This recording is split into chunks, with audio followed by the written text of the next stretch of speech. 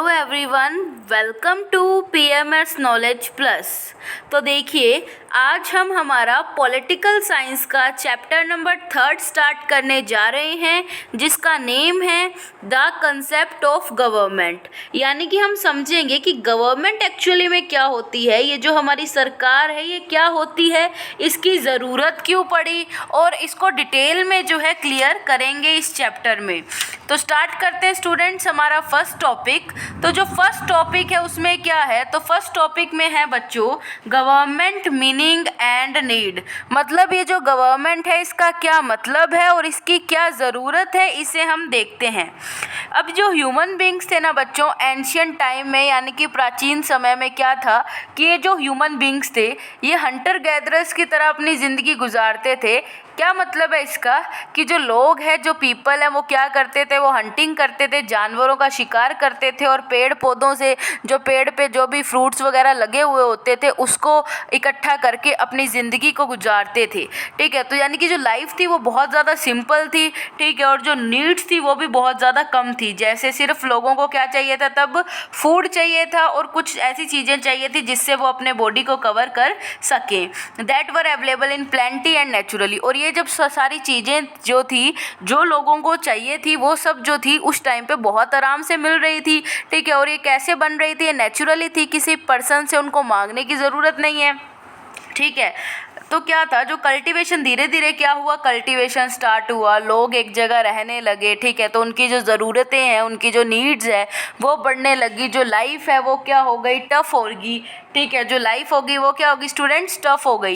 अब देखिए स्टूडेंट्स, क्या हो रहा था कि जो लाइफ है ना धीरे धीरे हार्ड होती जा रही थी, कॉम्प्लेक्स होती जा रही थी, और जो नीड्स थी, ठीक है, वो क्या है, ऑर्गेनाइज तरीके से होनी ज़रूरी हो गई थी। मतलब क्या है, जैसे जैसे लोग जो है थोड़ी तरक्की कर रहे थे, थोड़ी डेवलपमेंट कर रहे थे, तो उनकी जो नीड्स है वो भी बढ़ रही थी।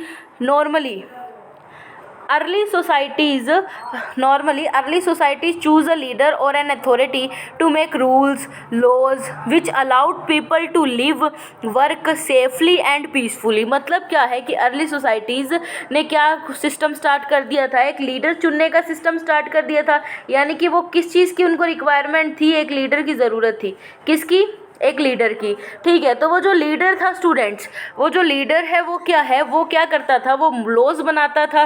ठीक है, रूल्स बनाता था जो क्या है लोगों को जीने के लिए ज़रूरी भी होते थे और वो मानने भी पड़ते थे अगर उनको सही ढंग से अपनी लाइफ जो है जीनी है। Earlier Kings ruled over the territories. पहले क्या होता था, जो किंग होते थे, राजा महाराजा होते थे, वो क्या थे, किसी टेरिटरी पे, किसी स्टेट पर रूल करते थे। लेकिन today different type of governance system are in place in different countries of the world. तो मतलब आज के टाइम पे अगर देखें तो अलग अलग कंट्री के अकॉर्डिंग खुद का क्या है, गवर्नेंस सिस्टम है। मतलब क्या है कि खुद की जो कंट्री है वो उनके अकॉर्डिंग जो है रूल किया जाता है उस कंट्री पे सरकार के द्वारा, गवर्नमेंट के द्वारा।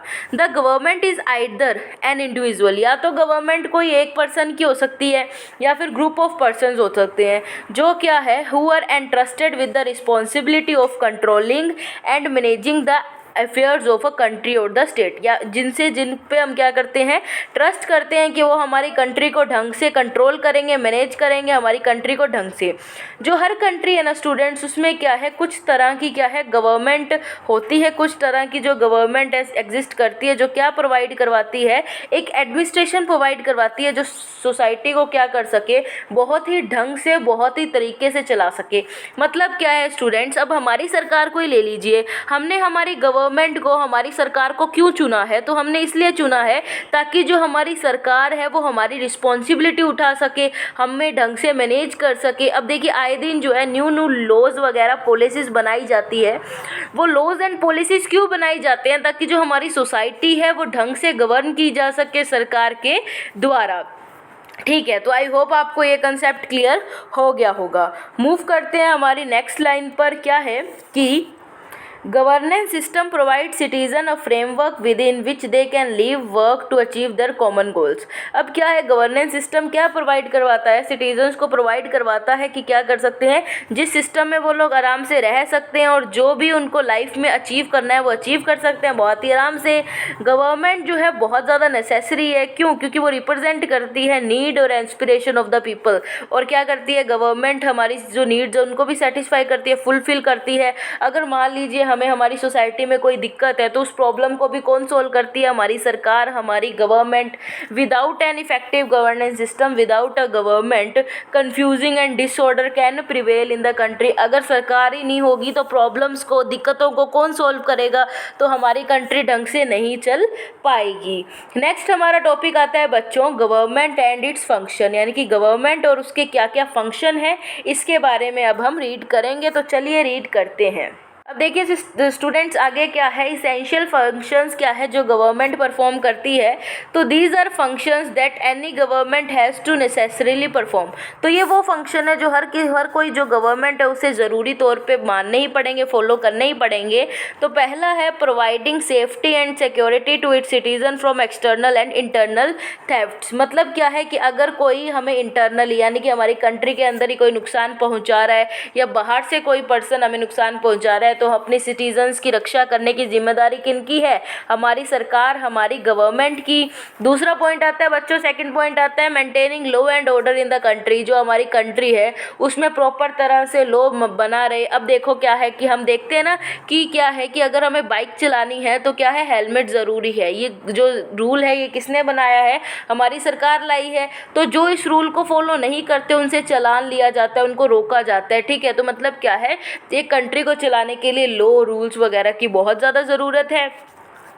Providing relief measures to people affected by natural disasters. जैसे नेचुरल डिज़ास्टर्स आ जाते हैं ना बच्चों, एकदम से अर्थक्वेक आ जाता है, ठीक है, तूफान आ जाता है, फ्लड आ जाती है।